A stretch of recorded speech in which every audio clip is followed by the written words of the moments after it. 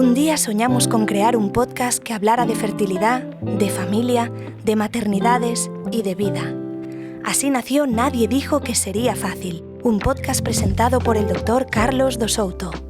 La historia de la medicina suele explicarse desde un punto de vista del médico, pero ningún sistema sanitario podría funcionar sin la enfermería. Desde los primeros hospitales hasta la revolución conceptual que supuso Florence Nightingale, la profesión ha evolucionado de un rol visto como auxiliar a convertirse en una disciplina autónoma, científica y absolutamente esencial. A pesar de ello, aún persisten estereotipos que no hacen justicia a la complejidad de su labor. Se tiende a subestimar la capacidad de análisis clínico, la toma de decisiones rápidas, la educación sanitaria, el acompañamiento emocional y la coordinación constante que exige este trabajo. Esto es especialmente visible en áreas de alta carga emocional como la medicina reproductiva, donde las enfermeras no solo participan en procedimientos técnicos, sino que acompañan incertidumbres, traducen información compleja y sostienen emocionalmente en momentos decisivos. Por eso es imprescindible visibilizar este trabajo y poner en valor a profesionales como la que tenemos hoy, que dedican su carrera a la asistencia, la formación y la divulgación científica rigurosa. Hoy me acompaña Esther Gómez Cordero. Encantado, buenos días. Buenos días, muchísimas gracias por invitarme. Es un placer tenerte aquí. Esther es enfermera experta en urgencias y emergencias, profesora universitaria de la Universidad Autónoma de Madrid, divulgadora científica en su perfil en redes, que es Mi Enfermera Favorita. Supongo que muchas de vosotras y muchos de vosotros conocéis. Es CEO de IA Academia, autora del libro De la cabeza a los pies y colaboradora del Parlamento Europeo. No está mal. No está mal. Muchísimas gracias. Muchísimas cosas. Para ser tan joven has vivido mucho. Sí. Y muy rápido y de forma muy intensa. Absolutamente. Supongo. ¿Cómo has llegado hasta aquí? Pues trabajando mucho. Es verdad, yo tengo una frase que me la enseñó mi mejor amiga y me dijo que la suerte me pilló trabajando. Y yo sí lo creo. Creo que he tenido suerte. Creo que obviamente ha habido muchísimos ingredientes que hacen que se puedan leer esas cosas en voz alta, pero creo que también son fruto de haber trabajado muchísimo, de haber estado en el sitio adecuado en el momento indicado, pero es que yo lo he hecho todo. O sea, he trabajado de todo lo que te imagines. He sido enfermera en el Santiago Bernabéu, he sido enfermera en el Within Center, he sido enfermera de urgencias, he trabajado en ambulancia, he trabajado en planta, en centro de salud. Y bueno, pues algo que a veces se ve como algo malo de la enfermería, para mí realmente ha sido una de las grandes virtudes de nuestra profesión, de poder hacer muchas cosas diferentes.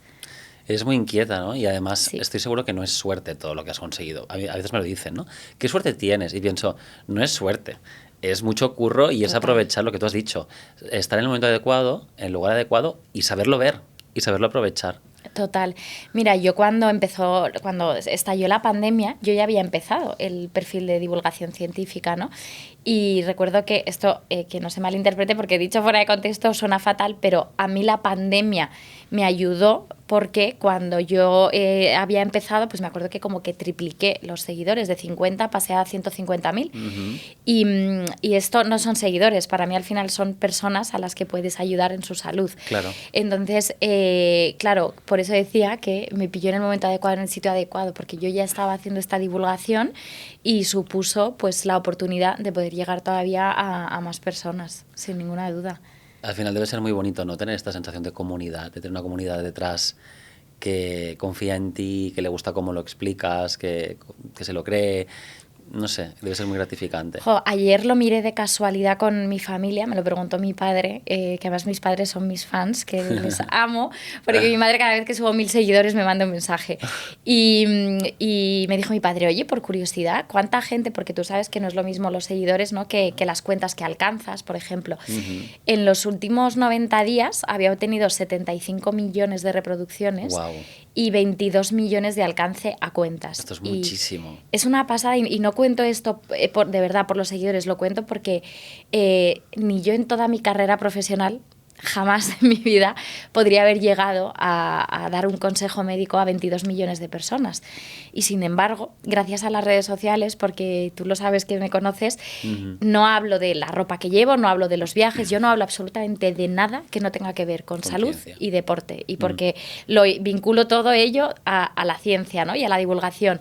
Entonces, para mí es un piropo pensar que la gente me sigue porque les hablo de esto y ver que, pues lo que te digo, ¿no? Que puedes dar un consejo de este nivel a gente que probablemente no hubiera visto en toda mi vida, ¿no? El impacto de las redes para la salud creo que es impresionante.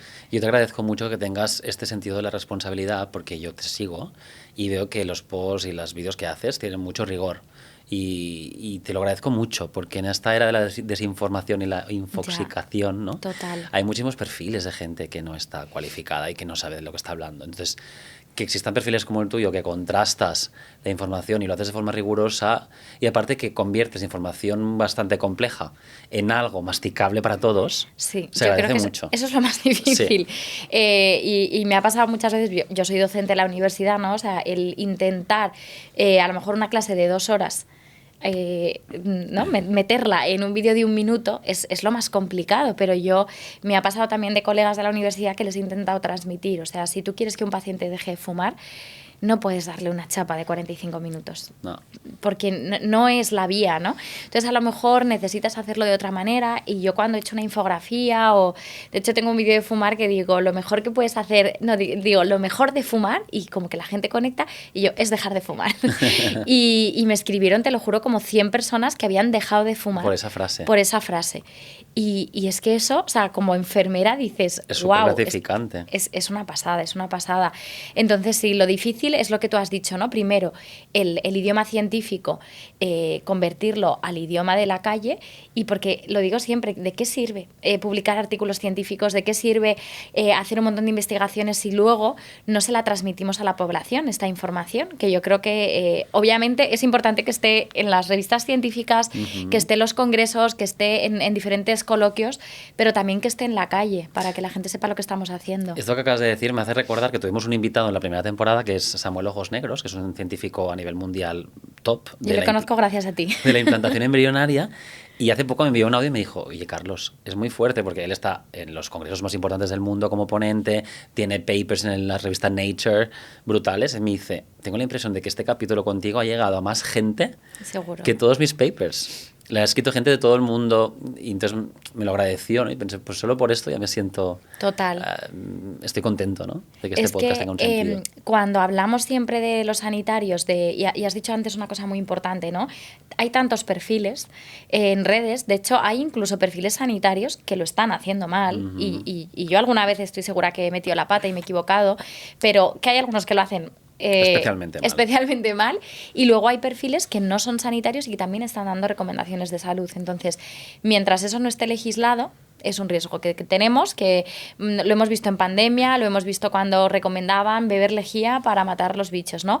O cuando ha habido profesionales de la salud que han recomendado tomar X fármacos, y eso es un delito. O no vacunarse porque provoca autismo, ¿no? Cosas infundadas. Absolutamente. Entonces, yo sí que creo que la divulgación científica, o este mismo podcast, que también es divulgación científica, se convierte en una nueva pata que no es obligatoria. Igual que no es obligatoria que todos los sanitarios investiguemos, no es obligatorio que todos divulguemos, pero es una pata que creo que es una necesidad para la población. Total. Que haya profesionales de la salud que les expliquemos esto. Yo cuando voy al mecánico, a mí me explica lo que le ha pasado a mi coche de la manera que yo tengo que entender. No me da tecnicismos, de hecho esto, el alternador, el no sé qué, el no sé cuántos, no sé si hay un alternador en el coche, espero que sí. Pero bueno, me refiero a eso, ¿no? Que creo que siempre la comunidad científica y médica hemos estado un poco ahí, ¿no? Casi autoimpuesta, de nosotros estamos aquí y no nos mezclamos, y no tiene sentido hoy en día, yo creo. Estoy aquí sentando cátedra, pero... No, me parece bien, estoy de acuerdo contigo. Esther, tienes 32 años, sí. Es una enfermera que para mí tiene mucho valor y por eso quería tenerte aquí hoy, porque aparte del altavoz que tienes, que es evidente, tienes una visión muy actual de la enfermería, ¿no? Y por eso te voy a hacer varias preguntas y varias reflexiones que creo que muchos de mis compañeros del campo médico, que sé que escuchan este podcast, y también pacientes, les va a gustar, ¿no? Entonces, a nivel popular sigue existiendo la idea de que la enfermera es simplemente quien sigue órdenes médicas. ¿Qué opinas de esto? ¿Y qué podrías decirnos que aporta realmente la enfermería, tanto en procesos médicos como en aspectos no estrictamente médicos, para la población general? A ver, yo vuelvo a hablar de mi libro en el sentido de que creo que estar en redes ha ayudado muchísimo a que los profesionales, yo misma he conocido perfiles que yo no sabía que existían, como enfermería de práctica avanzada, pues yo me enteré hace 8 años por un perfil que conocí en redes sociales, ¿no?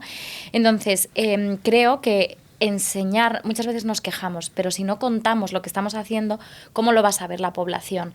Entonces, yo creo que esto de mostrarnos ha servido mucho y sí que yo por lo menos no he tenido, esto es como en todos los trabajos, claro que hay gente buena, mala y demás, ¿no? Pero yo esa lucha no la he vivido jamás en un hospital. Creo que es algo más social en la calle, ¿no? Que probablemente sí que en la calle, ¿no? Exacto, estereotipos, o que en la calle sí que se escuche, o mis amigos, pues yo me acuerdo cuando empecé a estudiar enfermería de, pues sí, la sirvienta del médico, pues esto lo hemos escuchado, claro, en 2011, hace 14 años, esto lo hemos escuchado y bueno, pues es algo que está ahí como seguro que hay en otras profesiones, ¿no? A lo mejor hay esa comparación también de azafata piloto, y es verdad que a veces también incluso asociada al género, ¿no? Eres un piloto y eres una azafata, eres un médico o eres una enfermera. Infinidad, ¿no? Creo que, bueno, pues que cómo se combate eso, pues eso no es culpa de la gente. Eso tampoco es culpa nuestra, pero sí es responsabilidad nuestra contadles lo que hacemos. Yo no puedo estar en mi consulta encerrada haciendo cosas increíbles y no contándoselas a nadie y luego enfadándome porque la gente no sabe lo que yo hago. Exacto. Entonces, bueno, pues como tú bien dices, ¿qué hacemos? Aparte que las enfermeras tenemos como 4 áreas principales, que sería la asistencia, lo que la gente conoce de hospital, la docencia, que yo íntegramente ahora, aparte de la parte empresarial, es a donde me dedico. Tenemos también la gerencia, la gestión, hospitales, directoras de enfermería, gestionamos centros médicos y luego estaría por último la investigación, ¿no? Esas serían como las 4 patas. Pero luego algo que no sabe mucha gente, la enfermera también se doctora. También puede hacer su tesis doctoral y también puede ser doctora, igual que hay doctor en abogacía o doctor en arquitectura o en lo que quieras, ¿no? En todas estas licenciaturas o grados. Y lo que hacemos, pues yo lo digo siempre, hay enfermeras allá donde hay seres humanos. Es algo maravilloso si lo piensas, porque estamos en bases militares, estamos en el ejército, de hecho, estamos en los barcos, cuando hay cruceros, cuando se va la gente mayor, hay de hecho enfermeras de cruceros que van 3 meses, porque la gente que va en cruceros muchas veces son jubilados y necesitan sus diálisis, o también hay quirófanos dentro de los barcos, hay que, no me sale la palabra, cuando sacas al paciente del barco, Sí, ¿sabéis lo que quiero decir? Sí. Bueno, cuando les tenemos que sacar para llevarles en helicóptero, tienen que haber también enfermeras de urgencias que sepan estar en un helicóptero, que esto no es baladí.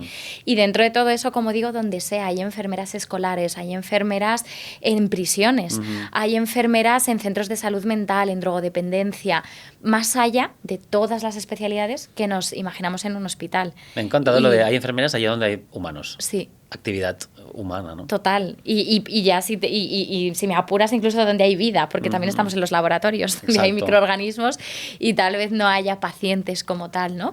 Pero bueno, pues creo que hay una gran amplia posibilidad de trabajo, y a mí algo que me gusta siempre, que yo dejé la parte asistencial y me dicen siempre, ¿no te da miedo? Y digo, es que para mí enfermería es mi salvavidas. O sea, yo no voy a dejar de ser enfermera. Estoy haciendo otras cosas que no podría hacer si no fuera enfermera. Exacto. Sería impensable que yo hiciera todo lo que he hecho si yo no hubiera estudiado enfermería. Entonces, echo mucho de menos la parte asistencial, no te lo voy a negar, pero si a mí me va o no me funciona algo de lo que estoy haciendo... Siempre podrás ser enfermera. Si me dicen, qué valiente, ¿qué va? Si yo tengo un salvavidas increíble que es la enfermería, o sea, volvería feliz al hospital, sin ninguna duda.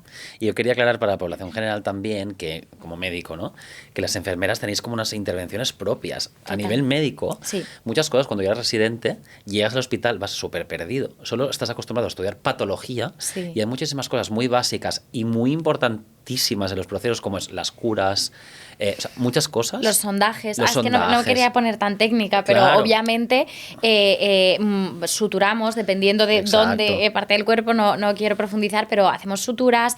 Yo he atendido paradas cardiorrespiratorias y he hecho yo la Totalmente.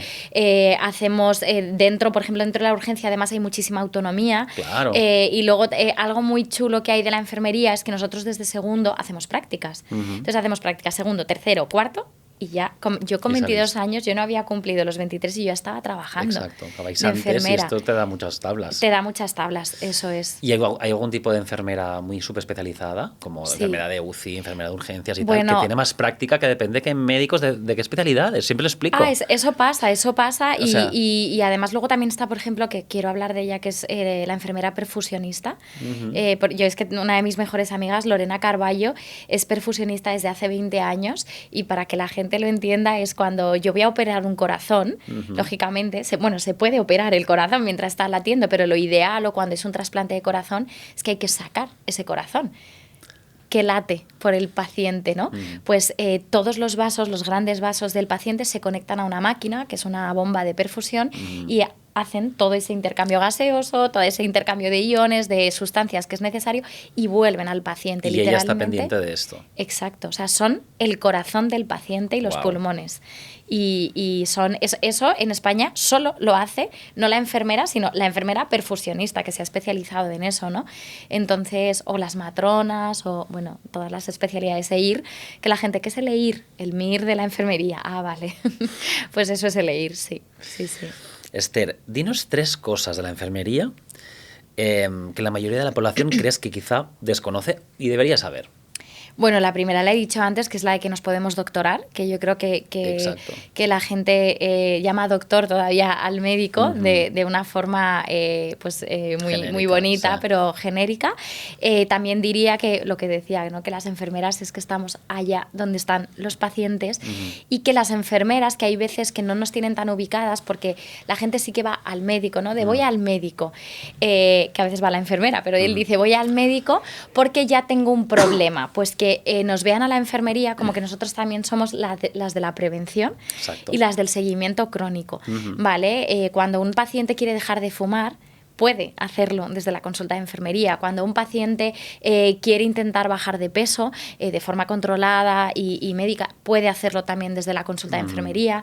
Cuando un paciente quiere hacer el seguimiento de la diabetes, puede hacerlo también desde la enfermería. Y hay una cosa que nosotros llamamos que es la educación para la salud, que no sé si a ti te suena, pero Sí. es algo como muy nuestro, que a mí me encanta, porque es como una escuela, que yo lo digo siempre, yo no quiero que el paciente tenga acceso a su estatina. Yo quiero que el paciente no tenga colesterol. Entonces, yo creo que nos vean más como sus aliados Más allá. en la prevención y no tanto en la curación. Tenemos, por desgracia, todavía un paradigma muy reactivo. Es decir, tengo la enfermedad y entonces yo ya actúo. Y deberíamos ser un poquito más... Ir antes. Sí, desde la predicción y de la prevención. Oye, voy a ver qué cosas puedo evitar para no necesitar estos tratamientos o estas intervenciones. Más a nivel, lo que estabas contando, a nivel de mi especialidad, de ginecología, hay pacientes que me explican, no, es que claro, durante el seguimiento del embarazo, el ginecólogo casi no me atendía, iba muy rápido. Y yo les digo, a ver, es que el ginecólogo está formado para la patología. En realidad, el seguimiento del embarazo normal, de bajo riesgo, una comadrona Lo tiene que está hacer. súper especializada para esto. Claro. Y tendrá su tiempo para dedicarlo a ti, explicarte qué comidas puedes comer, qué crema te puedes poner para las estrías, que no sé qué consejos para el parto. O sea, todo esto Las vacunas sabe que hacen mucho falta, más la el enfermera. seguimiento, exacto. Y la Sí, comadrona que el médico que sabrá mucho más de cuando salga algo patológico en la eco o hay alguna patología. Los médicos tratamos o estamos orientados a la patología y vosotros estáis ahí para la prevención y todo Y lo el que has seguimiento, dicho. sí, lo que has dicho, el seguimiento Exacto. sano. Porque es que el embarazo no es una enfermedad, además, Exacto, que esto es exacto. importante. Es un proceso que a priori es un fisiológico. Exacto. ¿No? Cuéntame una anécdota profesional de cuando trabajabas en urgencias que recuerdes especialmente o que te haya marcado como persona y como profesional. Mira, a ver, las urgencias, casi todas, las experiencias que he tenido son relativamente malas en el sentido de que son cosas como muy impactantes, ¿no? Situaciones muy heavy. Yo además trabajaba en el Hospital La Paz, y que es un hospital de referencia Enorme. muy grande de Madrid, y recibíamos allí cosas como muy duras y muy fuertes, ¿no? Pero yo algo que te quiero contar, fíjate, no es de cuando trabajaba, sino de cuando era alumna, porque de hecho tengo el nombre y el apellido del paciente, que para mí significa mucho lo que me sucedió con él, porque implica mucho lo que es la enfermería. Fíjate, yo con ese paciente fue durante mis prácticas, pero pasaba, Carlos, más tiempo que con mi familia, porque yo iba allí 8 horas y estaba 8 horas con él, y además normalmente las enfermeras rotamos, en urgencias ni te cuento, que es muy difícil que tú vuelvas a ver a un paciente, pero yo ahí pasaba muchísimo tiempo con él. Tenía un cáncer de estómago, y bueno, pues yo trabajaba estaba de alumna, perdón, en cirugía digestiva, ¿no? Y voy a decir solo su nombre, José Luis. Yo estaba con él, conocía a sus nietos, conocía a sus hijos, conocía a su familia, conocía todo, ¿no? Y fíjate que él se dio cuenta que había una enfermera que me tenía manía, y él me preguntaba cada día, oye, ¿con quién te ha tocado? Oye, ¿cómo lo llevas hoy, no? Y yo me sigo acordando de él por muchas razones, ¿no? Me impactó mucho pues me convertí un poco en su familia y él un poco en la mía durante ese proceso, que esto es como cuando la gente dice, en Gran Hermano está todo máximo, pues allí es lo mismo, porque lo vives con una intensidad que es alucinante. Y fíjate que eso fue en 2012, y yo a día de hoy me sigo acordando de él, de su cara, de su familia, de sus hijos, sigo teniendo relación con ellos. ¿Y por qué contaba esto así como anécdota? Porque hay una frase que decimos, que es que no solo los pacientes se llevan algo de nosotros, sino nosotros también nos llevamos algo de los pacientes, ¿no? Y a mí es algo que cuando la gente dice, no, es que hay que confundimos eso de hacer una línea y no empatizar con el hecho de ser robots y no entender que el paciente que acude a ti está en el momento más vulnerable de su vida. Y si acude a ti es porque te necesita, no es porque se aburra en casa.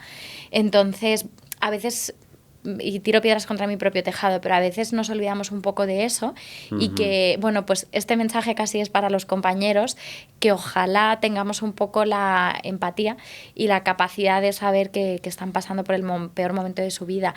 Y ese paciente falleció, y yo, como te digo, o sea, me acuerdo de él como si fuera el primer día, y él tuvo la empatía que a mí me hubiera encantado pues ejercer y poder tener con todos mis pacientes. Fue un aprendizaje, ¿no? Realmente. Totalmente.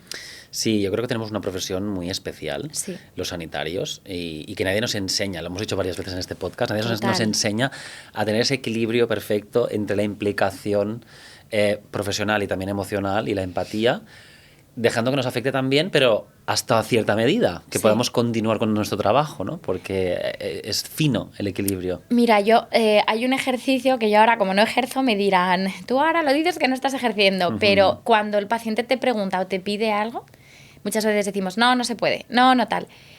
Si fuera tu madre, ¿le darías esa respuesta? Ya. Yo les digo eso, porque a mí me ha pasado, me operaron de apendicitis hace un año, y la verdad tuve una experiencia bastante mala, y me trataron muy mal, pero yo no dije nada, yo no dije ni que era enfermera, yo no dije nada, yo fui paciente.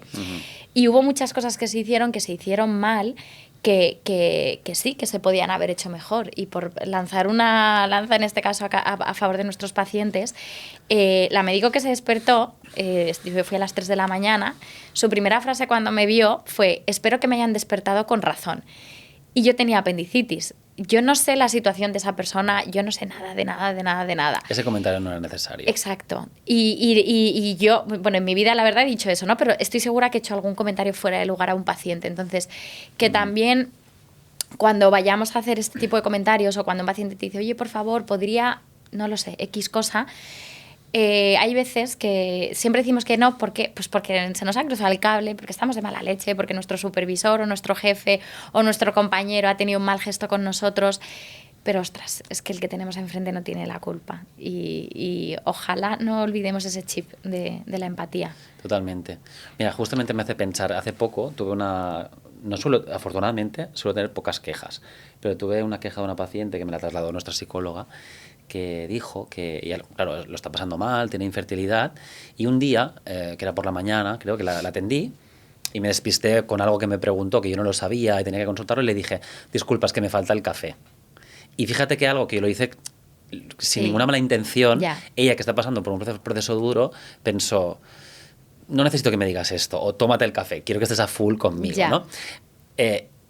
Con esto me refiero que incluso sin tener mala intención o un comentario que a priori no es ofensivo, en alguien que lo está pasando muy mal, puede sentarle mal. Entonces tenemos que ir con pies de plomo y ser súper delicados, ¿no? Con el Y que trato. somos humanos, obviamente, Claro. o sea, que esto no lo digo en plan Mr. Wonderful, o sea, yo soy la primera que me equivoco un montón Claro. y también con mis compañeros de trabajo meto la pata, pero que eso, que no está de más como que tener este pequeño recordatorio Sí, de total. decir, oye, pues a lo mejor, y eso que tú has dicho, fíjate, que habrás tenido 100.000 comentarios buenos y tú te has quedado con ese. Total. Que seguro que es uno malo que has Total, tenido. me supo fatal. Bueno, pero eso es el ejercicio de simplemente darle valor al comentario del que tenemos enfrente. Sí. Y habrá veces que tenga razón y habrá veces que es, oye, mira, pues ya está, se lo tomo mal, pero yo tampoco lo he hecho mal Total. como profesional, ¿no? Pues ya está. Pero solo el hecho de dedicarle unos segundillos a reflexionar, yo creo que es suficiente. Esther, generas contenido científico de muchísimo rigor, como te he dicho antes. ¿Ser enfermera te ha supuesto algún problema en términos de credibilidad? ¿Has sentido que alguien te tomará menos en serio por no ser médica? Bueno, sí, la respuesta corta. La respuesta larga es que lo pregunté. Es decir, hice una encuesta en el perfil que respondieron unas 30.000 personas en 24 horas y la respuesta fue rotundamente que sí, no porque lo dijera yo, me lo dijeron ellos. Y hubo dos cosas que me llamaron la atención porque creo que hoy día ya tampoco estaba esto tan estigmatizado, ¿no?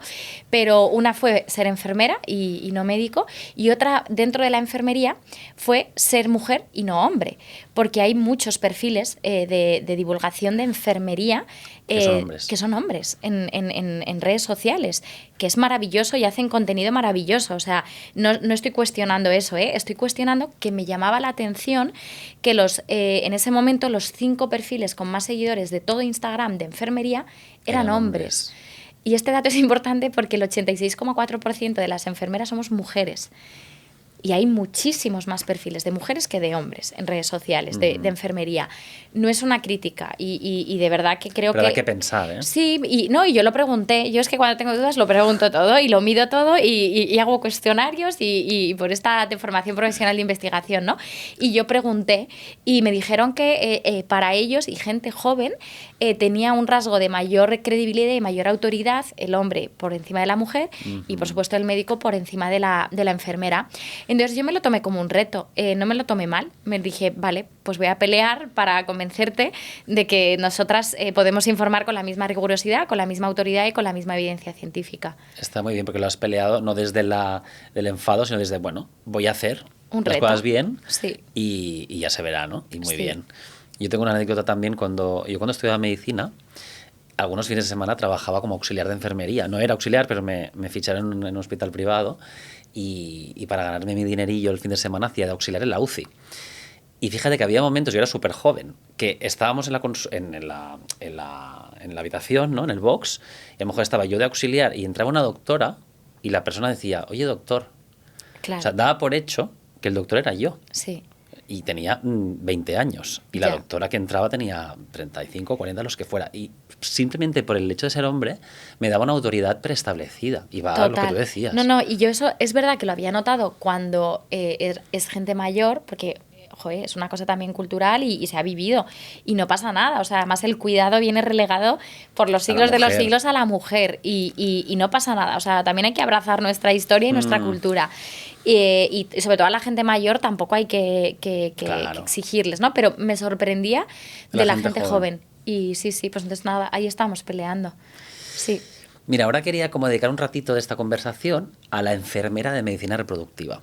Sé que tú no has ejercido esto, pero es interesante comentarlo contigo, ¿no? Y quería ensalzar muchas de las funciones que la enfermera en reproducción asistida hace. Entonces, por ejemplo, quiero plantear diferentes situaciones. La enfermera en reproducción asistida hace un acompañamiento emocional y una gestión del estrés brutal.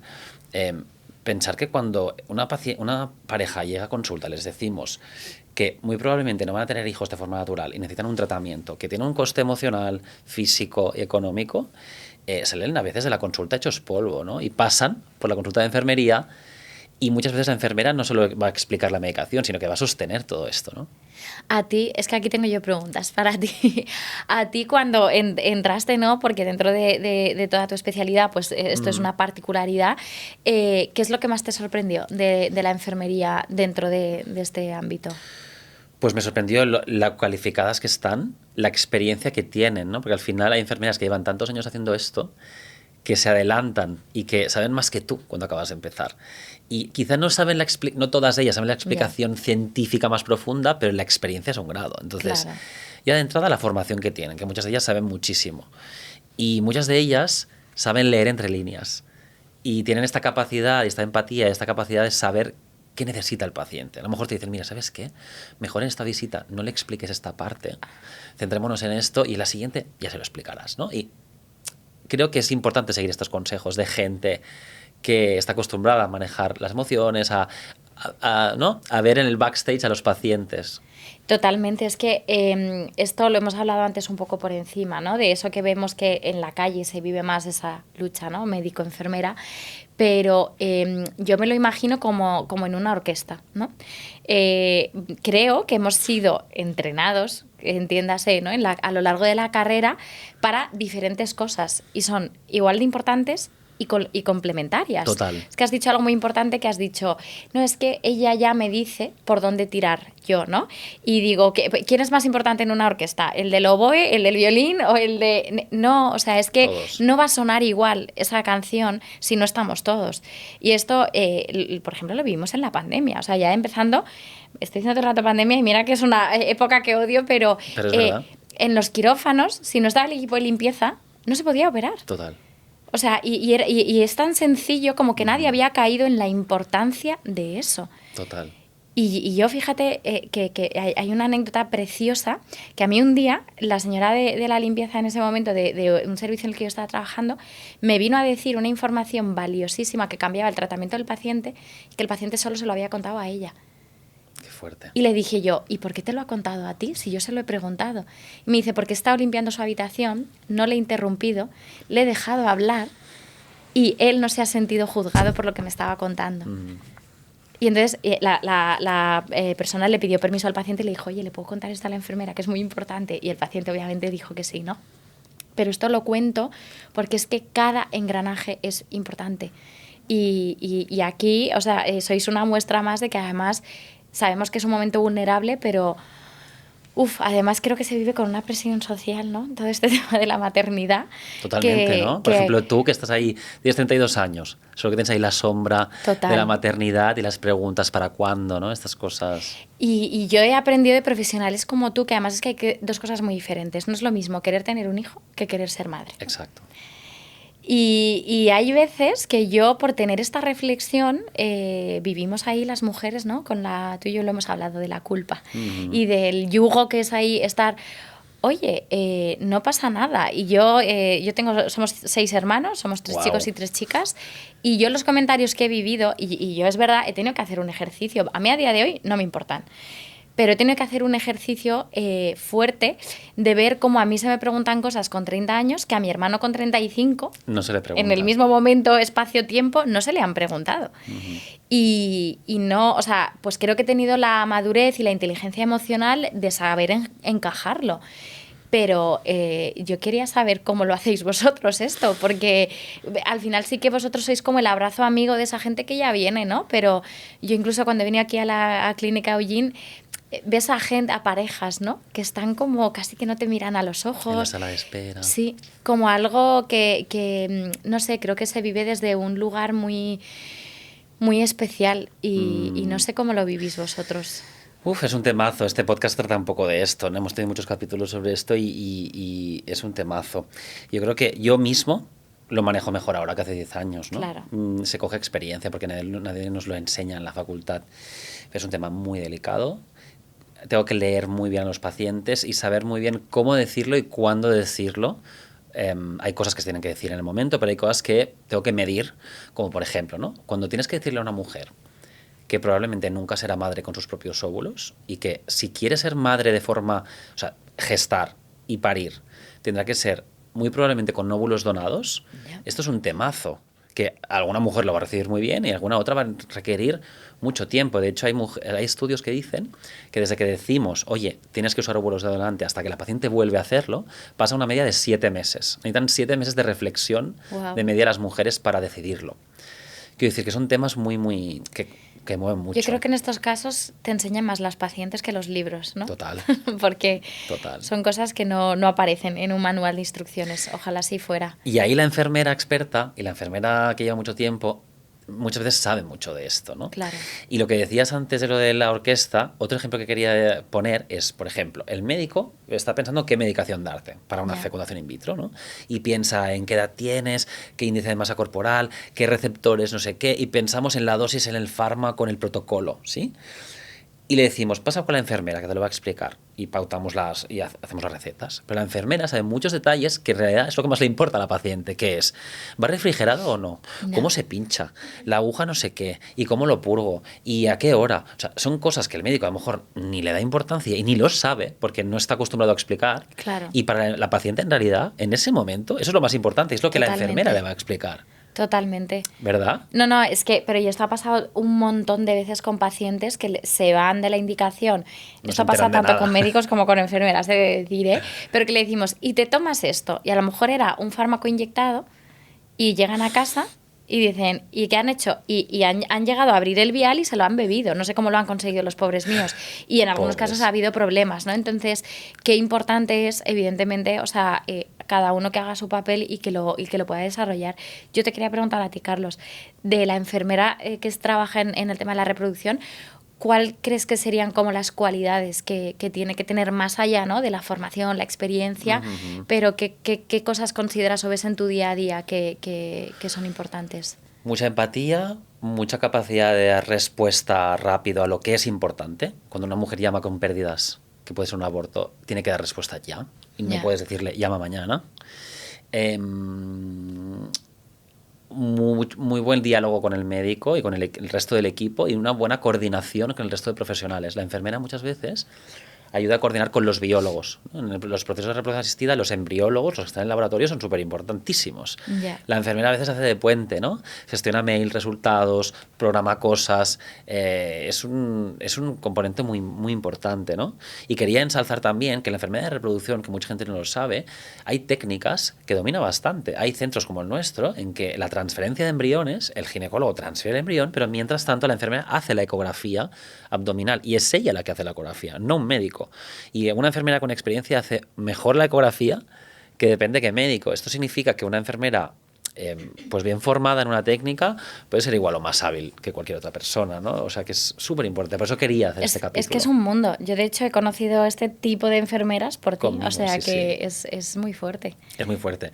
A lo mejor hasta te convenzo para sí, te algún imaginas. día. Pues fíjate que ya acabando, pero hay una cosa que a mí me llama mucho la atención, que a lo mejor os ha pasado, tengo amigos ginecólogos, ginecólogas, ¿no? Que querían empezar en redes y se ponían a hacer como vídeos súper complejos, tal, y yo decía, pero si es que la gente se vuelve loca cuando ve de esa chispa de luz, ¿no? Hubo un vídeo muy viral que se produce cuando en el momento de la fecundación. O sea, la gente no quiere virguerías ni quiere cosas súper complejas. Hay veces que con lo más sencillo están tranquilos y no solo eso, sino que consigues conectar con ellos.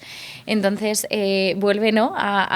Por donde hemos empezado, yo creo que acabamos de que ojalá, y este podcast es que es una muestra, ¿no? De que lo hacemos todo por ellos y que aprendamos un poco más a bajar todo al lenguaje que nos une y que de esta manera les podamos comprender y atender mejor, que es para lo que hemos estudiado nuestras respectivas carreras. Total. Y que yo creo que lo que funciona es lo que es muy real y muy espontáneo, ¿no? A veces no sé si te ha pasado, pero a veces tengo más engagement o más seguimiento con vídeos que hago más informales, explicando algo muy concreto que a la gente le interesa porque ha salido una noticia o algo así, que algo muy editado, ¿no? Sí, bueno, de hecho esto me lo han preguntado alguna vez, yo no tengo nada programado, o sea, voy haciendo, no tengo contenido preparado, no tengo nada, que Marina, mi repre, siempre me dice, pero Esther, estás loca, pero es justo lo que has dicho. De hecho, además, cuando edito muchísimo un vídeo, me lo curro un huevo, no le gusta a la gente, porque parece como muy producido y parece casi publicidad, ¿no? Y digo yo, joder, si encima he invertido y he pagado a un editor para que me ayude a hacer el vídeo, ¿no? Entonces es justo, pero porque la gente quiere conectar con nosotros también y quiere saber cómo es el Carlos más allá de la bata y la consulta, y cómo es como un poco relacionarse con nosotros, porque es que al final la gente, fíjate, y más en el sector de la reproducción, es que la gente te elige. Sí. O sea, yo no pude elegir qué cirujano me operó el apendicitis, ¿no? La gente te elige. Entonces la gente te elige y en realidad es algo precioso, porque digas, oye, yo puedo conectar contigo y tú me vas a elegir porque te fías de mí. Poner toda tu confianza en algo tan importante. En este momento, sí, totalmente. Esther, ¿cómo ha cambiado el rol de la enfermera en las últimas décadas? Desde lo que era Florence Nightingale a lo que eres tú ahora, o las enfermeras de ahora. Muchísimo. Y yo te diría que yo incluso en esta última década, yo lo he visto, que pues yo acabé la carrera en 2015 y literalmente ahora, ¿no?, que va a hacer 11 años, pues yo lo he visto que ha cambiado en todo, pero no solo a nivel social. Yo sí que creo que la pandemia nos visibilizó un montón. A mí amigos me decían, ala, pero yo no sabía que esto lo hacíais vosotras, ¿no?, lo que decías antes de qué funciones teníamos. Pues ha habido momentos e hitos que ha ayudado, y sí que creo que el estar tan interconectados en el momento en el que publicamos mucho lo que hacemos, que vamos a congresos, que hacemos ciertas cosas, pues yo creo que ayuda mucho a verlo. Dicho esto, en cuanto a nosotras, en cuanto ha cambiado, hay dos figuras principales, sin ninguna duda, que es la enfermería de práctica avanzada, que esta es una figura súper especializada, que la hemos visto mucho en Estados Unidos, en Canadá, pero es verdad que en España no era tan reconocida. Sí que había algunas figuras. Son, como digo, pues enfermeras, una enfermera de perfusión es una enfermera de práctica avanzada, ¿no?, que están súper en ese nicho de desarrollo de un determinado departamento. Y luego veo que las enfermeras estamos haciendo y ocupando lugares. Tenemos enfermeras en el Congreso, tenemos enfermeras en el Parlamento Europeo, tenemos enfermeras como yo en el ámbito empresarial, tenemos enfermeras en el ámbito biotecnológico, donde están desarrollando patentes y están haciendo trabajos en laboratorios muy importantes. Entonces, no sé si antes las había, pero por lo menos las estamos visibilizando, y sí que creo que eso está...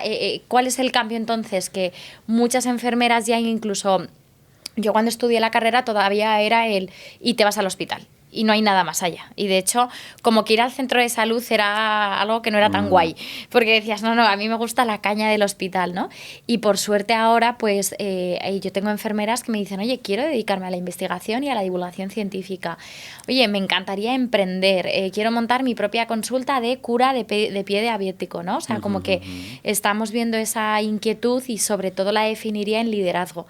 O sea, la principal diferencia que veo es que sí que la enfermera emprende y lidera diferentes proyectos, y creo que es algo muy bonito que estamos viviendo. Yo creo que ya me has respondido lo que te iba a preguntar ahora, que era, ¿qué crees que necesita la profesión para ocupar el lugar que realmente le corresponde? Que lo está ocupando, ¿no? Y es un poco lo que estabas diciendo. Pues y referentes sin duda. O sea, me voy a poner una medalla que no sé si me corresponde, pero yo estoy intentando ser referente cuando a mí hay gente que me dice, y por eso es una responsabilidad, pero que la gente me dice, ostras, o sea, yo he estado ya como unas 6 veces en el Parlamento Europeo, tanto en Estrasburgo como en Bruselas, con la Comisión Europea, ¿no? Y yo hay veces que digo, da igual que sea yo, si es que lo importante es que haya una enfermera allí. Y hay veces que bueno, pues que ocupar estos espacios, que también requiere muchísimo trabajo, muchísimo miedo de lo voy a hacer bien o no, pues sirve para un poco iluminar a otras compañeras, sin ninguna duda. Esther, además de todo lo que eres tú y todo lo que has hecho, sabes mucho de inteligencia artificial. Tienes especial interés. Y de hecho yo te conocí en una charla que nos diste a 100 y pico ginecólogos expertos en reproducción. Te plantaste allí delante de todos nosotros y nos diste una charla magistral, espectacular, de unos 20 minutos, creo, algo así, o 15. Breve, concisa, pero increíble. Entonces, quería preguntarte un poco sobre esto, ¿no? La IA está transformando la forma en que nos formamos y cómo trabajamos, en especial en salud. ¿Cómo crees que está revolucionando la profesión sanitaria hoy y cómo crees que lo hará en los próximos meses. Hablo de meses, años, no un futuro lejano, porque esto es muy rápido. Total, de hecho cuando la gente dice la IA es el futuro, no, la IA se describió en los años 50. Ahora lo que es accesible, generativa y que tenemos más al alcance, ¿no? A ver, a mí me ha cambiado tanto la vida que yo he dejado mi trabajo, y ya no el de enfermera, sino el de la parte docente, y Academia es una empresa de formación, de inteligencia artificial y de desarrollo de software en el ámbito de la salud, ¿no? Claro, la gente dice, no, bueno, pues yo meto mis datos aquí en ChatGPT y me ayuda a responder un mail, ¿no? Realmente eso es como en Google buscar cuándo tomar ibuprofeno si tengo fiebre, ¿no? Las capacitaciones y las posibilidades son infinitas, y a mí lo que me pasa es que cada vez que voy conociendo a gente del sector, les cuento cosas y me dicen... Pero, y tienen ideas que a mí ni en 100 años se me hubieran ocurrido, que es lo maravilloso de la IA, porque hay una cosa que sí que es cierto, que la gente habla, ¿no?, de que si la IA nos va a hacer más tontos. Y hubo un estudio del MIT que la gente lo entendió mal o no lo leyó y se quedó con el titular. Nada más lejos de la realidad no dice eso, sino que dice que un buen uso de la IA lo que nos va a hacer es potenciarnos. Evidentemente esto es como todo, ¿no? Pues el que no quiere hacer nada de ejercicio, pues probablemente se haga más sedentario, pero el que haga el deporte de una forma buena va a hacer un mejor uso de su cuerpo, lógicamente. ¿Qué quiero decir con esto? La IA lo que nos va a ayudar es a ti, a mí, y a los arquitectos, a los abogados, a todo el mundo, a hacer las cosas mejores. Y yo cuando me dicen, ¿pero qué te aporta la IA? A mí la IA me importa algo que hasta ahora no podíamos comprar, y es el tiempo. Totalmente. ¿Por qué? Porque a mí me permite automatizar y hacer una serie de cosas de una manera que yo tardaría mucho más tiempo, y puedo dedicar mi tiempo a hacer otras cosas. Y yo, Carlos, pongo siempre un ejemplo, por no meternos como muy en la parte técnica, pero sí que es cierto que habrá una deuda cognitiva, pero esto pasó cuando se inventó la calculadora. Probablemente tú ahora, mucha si yo gente te digo... lo criticó, seguramente. Sí, te digo, ¿cuánto es 48 por 5? Pues yo sé que mi padre lo sabe, porque de hecho jugamos todavía ese juego del cálculo mental, ¿no? Yo no sé, ahora mismo así de cabeza decírtelo inmediato. ¿Soy más tonta? No, lo que pasa es que mi cabeza ha procesado y ha dejado ese tipo de cálculos. Para dar espacio a otras cosas. Efectivamente. ¿Cuántos teléfonos te sabes ahora? ¿Cuántos números de teléfono? Un desastre. Yo me sé 3. De hecho, no me sé ni el de mi pareja. O sea, me sé el de mis padres y uno más. Entonces, yo también. ¿Qué significa esto? ¿Que soy más tonta? No, antes mis padres sabían todos. Y simplemente todos hemos aparcado ese tipo de espacio cognitivo y memorístico que dedicábamos, y ahora se lo dedicamos a otras cosas. Total. Entonces, lo que la IA nos va a permitir es esto. Yo me encanta contárselo a un montón de profesionales, porque se están descubriendo cosas y se están desarrollando cosas que, como antes estaba un poco más lejos la parte técnica de un ingeniero, de un programador, de un informático, del médico, de la enfermera, de lo que es el hospital, esa conexión no sucedía. Pero es que si yo ahora te digo que te pongo a tu disposición ciertas herramientas que te permiten desarrollar ciertas cosas que solo a ti, porque estás hoy aquí en la consulta y viendo a una mujer, has dicho... Y si yo pudiera meter todas estas complicaciones que me he dado cuenta que todas mis pacientes de esta edad que tienen este tipo de dieta X, y pudiera desarrollar un algoritmo que me pudiera... No sé, me lo estoy inventando. No tiene fin. Claro. Mira, la primera de las primeras que ha aceptado la FDA en Estados Unidos, fíjate que es sencilla, es el Moon Score, que lo que hace es que mezcla 20 parámetros de la UCI para poder predecir el riesgo de la sepsis. Los 20 parámetros tú los ves y son parámetros gratis. Es decir, que tú entras a una UCI y los puedes sacar. No cuestan dinero. No te hacen nada. Pero gracias a un algoritmo que se ha desarrollado, permite predecir el riesgo de sepsis incluso antes de que empiecen los primeros síntomas en ese paciente. Eso es una pasada. Y como estos hay 500. Sí. Hay 500 con datos fisiológicos. Cada vez. Es una locura. O sea, es absolutamente imparable. Y yo sí que creo que va a llegar el momento en el que las inteligencias artificiales superen a la inteligencia humana. Pero si no lo ha hecho ya, quiero decir, en el ámbito médico, obviamente en otros campos ya lo ha superado. Pero para mí no es un problema. O sea, creo que debemos no verlo como una amenaza, sino como una oportunidad para poder empezar a hacer cosas que antes nos parecían ciencia ficción. Claro.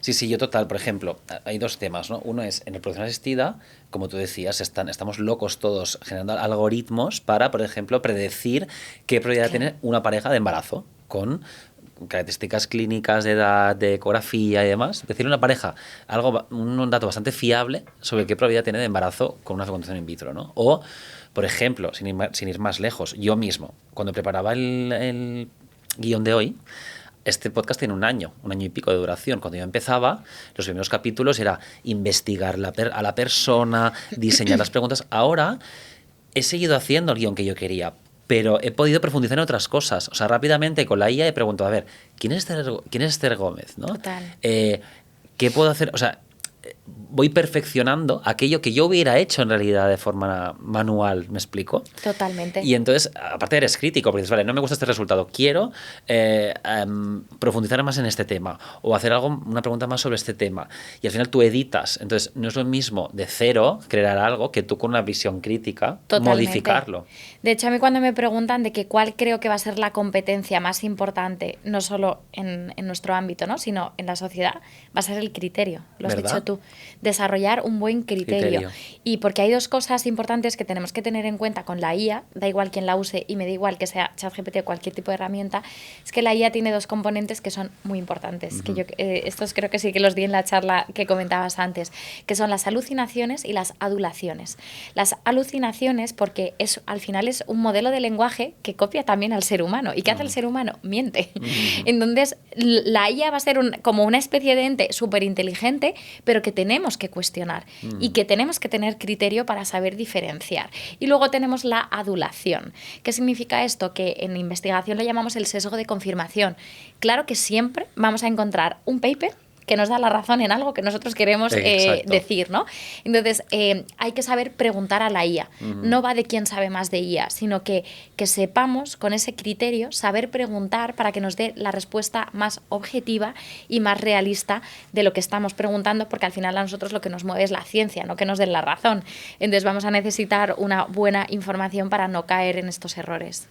Claro, ahora pienso, yo tengo un niño pequeño de 3 años y medio, entonces ahora pensaba, ¿no?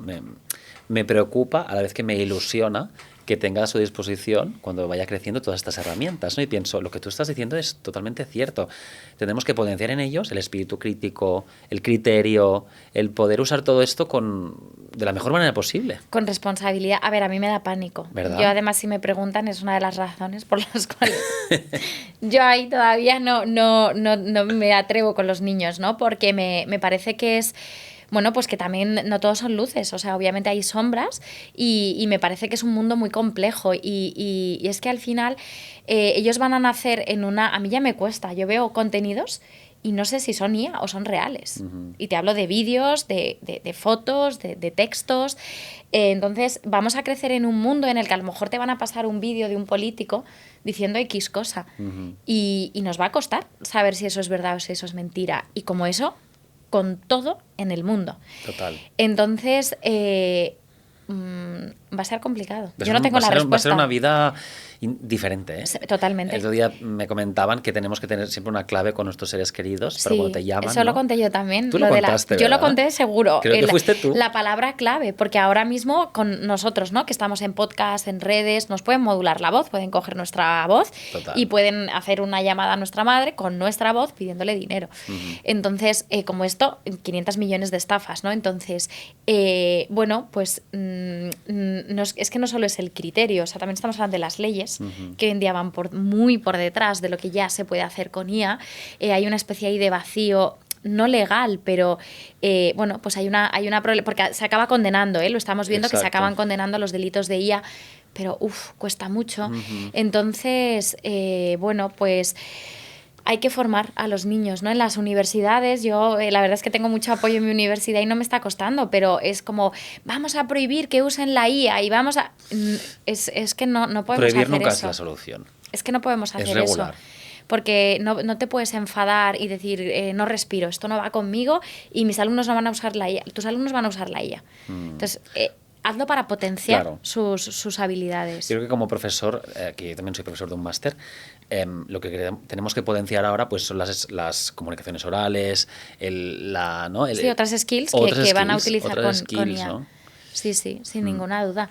A ver, yo es que tengo sentimientos encontrados Claro. con el tema de la IA. Obviamente me apasiona joder, me dedico a ello, pero tampoco es la panacea y tampoco vas a salvar el mundo. Pero fíjate, el CEO de Google sí que en cuanto a transformación de la humanidad lo ha relacionado con el invento de Internet y lo ha relacionado con el descubrimiento del fuego. Wow. Entonces, Importante. es que va a cambiar absolutamente la forma en la Todo. que nos relacionamos, nos informamos, estudiamos, nos formamos. Lo va a cambiar todo. Y la forma en la que compras, la forma en la que haces tus transacciones, todo. Hay algo que, mira, aprovechando que sabes tanto de esto, hay algo que me preocupa y pienso, claro, cada vez hay más contenido en Internet generado por la IA. Entonces la propia IA recurre a contenido generado por la IA. Efectivamente. Entonces mi pregunta es, ¿puede ser que se dé una situación en un futuro en el que casi todo viene de la IA y no hay, Sí. hay poca cosa genuina humana? Absolutamente. De hecho, se estimaba que para el año 2026 el 96% del contenido en Internet iba a ser generado por IA y realmente ya se considera que todo tiene algo de ápice de lo que está colgado en Internet, creado por IA, ¿no?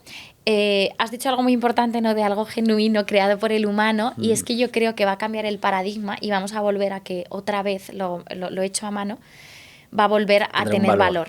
El hecho de un cuadro que no ha sido pintado por IA, sino que lo ha pintado un autor con sus propias manos, un libro que no ha sido ¿Verdad? escrito por IA, lo que quieras, ¿no? Un sofá que no ha sido hecho por IA, todo yo creo que vamos a volver a lo tradicional en ese aspecto y va a volver a tener valor. Sí, sí que lo creo sin ninguna duda. No sé, ojalá no perdamos toda la humanidad. Ojalá. Como siempre hay dos formas de verlo, ¿no? Catastrófico o esperanzador, ¿no? Sí, pero y mira, hay una herramienta de IA que es Hippocratic IA, que yo hablé de ella, que precisamente está desarrollada en Estados Unidos y son enfermeras virtuales creadas por inteligencia artificial que no tienen tiempo límite, pueden hablar con los pacientes indefinidamente, crean informes de esas llamadas, crean alertas, les empiezan a preguntar y entonces detectan posibles interacciones de fármacos que están tomando, que le han mandado un montón de médicos diferentes. Y yo cuando voy a las charlas digo, ¿por qué creéis que no nos va a sustituir la IA? Y me decían, por la humanidad, por la empatía, porque somos humanos, ¿cómo nos va? Pues fíjate que hizo una encuesta la empresa que estaba desarrollando este software y los resultados que obtuvo fue que los pacientes preferían utilizar Hippocratic IA porque decían que no les juzgaban, no les echaban la bronca, no les interrumpían, tenían tiempo límite para hablar con ellos, se sentían que les habían atendido con empatía y con escucha. O sea, todo Qué lo que brutal. pensamos que es nuestra fortaleza era la razón por la cual los pacientes elegían utilizar herramientas de IA. Entonces, Wow. esto nos debe hacer reflexionar como poco. Muchísimo. Sí. Esther, si tuvieras aquí delante a la Esther recién licenciada en enfermería, ¿qué le dirías? Que merece la pena, que mereció la pena. Yo es verdad que te cuento todo esto y yo solo hace 10 años que acabé la carrera. Estoy orgullosa de todo lo que he hecho y que ha sido un regalo decir sí. Que no tengamos miedo a decir sí. Porque a mí las cosas que me han ido surgiendo ha sido porque, oye, necesitamos una enfermera para esto, ¿te vienes? Y dije que sí. Y entonces iban surgiendo cosas y que sin duda que todo el trabajo...